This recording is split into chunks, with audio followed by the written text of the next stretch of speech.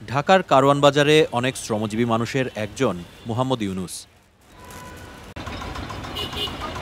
বলতে গেলে সারাদিনই তার এখানেই কাটে। কাজ করতে করতে ক্লান্ত হয়ে পড়লে কারওয়ান বাজারেই কোথাও বসে বিশ্রাম নিয়ে নেন,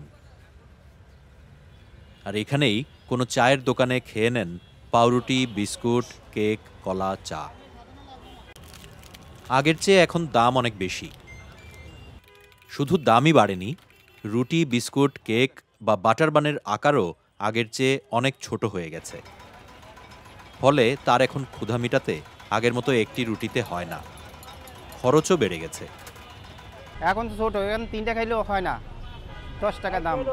আগে ছিল 5 টাকা, এখন 3টা খাইলে 30 টাকা লাগে।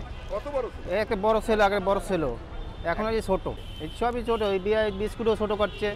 বিস্কুট আগে 5 টাকা ছিল, এখন 10 টাকা পিস বানাইছে, 5 টাকা পিস বানাইছে, ছোটো। কারওয়ান বাজারে আরও অনেক মানুষের ভরসা এই চায়ের দোকান, তাদের খাবারের জায়গা এইসব দোকান। কিন্তু দোকানদাররাও পড়েছেন বিপাকে।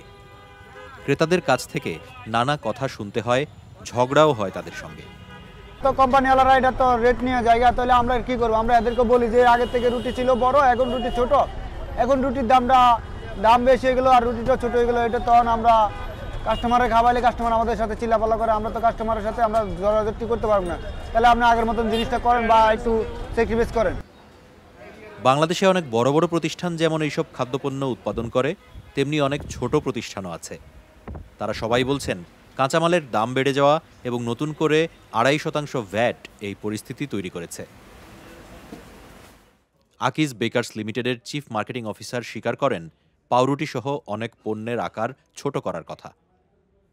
5 টাকার যে কেকের ওয়েট ছিল 13 গ্রাম বা 14, অনেকের 14 গ্রাম ছিল, এটাকে সবাই 12তে নিয়ে আসলো, 12 থেকে 11তে। পরবর্তী পর্যায়ে আরও দাম কিন্তু আস্তে আস্তে আরও বেড়েছে, কমে আর নাই, কোনো র মেটেরিয়াল দাম কমেনি।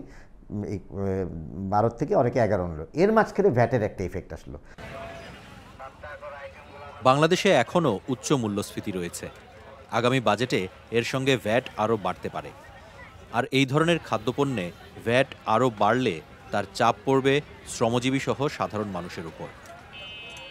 বেকারি পণ্য যেগুলো আছে, বিস্কুট, কেক, এগুলো কিন্তু এখন রাস্তার পাশে সাধারণ মানুষ যখন কাজ করে এসে বসে খান। তো এখন তাদের উপরে জুলুমটা যেন না হয়, সেই জন্যে যথাসম্ভব এই ধরনের পণ্য যেগুলো একটু কম দামের খাদ্যপণ্য, সেগুলোর উপরে বিশেষ করে একদম সাধারণ মানুষ যেগুলো ভোগ করে, ওগুলোর উপরে ভ্যাট যদি 0 করে দেওয়া হয়, অথবা হয়তো 1-2% যদি করা হয়, এটা সবচেয়ে ভালো। এতে করে ব্যবসাও যেমন প্রসারিত হবে, তেমনি করে কিন্তু এই মানুষের যে খাদ্যের উপরে যে চাপ, সেটা কিন্তু কমবে। মোহাম্মদ ইউনুসেরও আয় কমেছে, আর তার সঙ্গে দ্রব্যমূল্যের ঊর্ধ্বগতি তাকে দিশেহারা করে তুলেছে।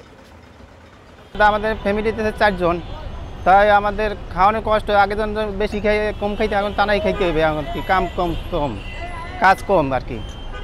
আগে তো ইনকাম করতাম ধরেন 1000 টাকা, এখন ওই 500 টাকা ইনকাম করা লাগে। প্রতিদিন কারওয়ান বাজারে কোটি কোটি টাকার ব্যবসা দেখেন মোহাম্মদ ইউনুস, কিন্তু নিজের জীবনের হিসাব মেলাতে পারেন না।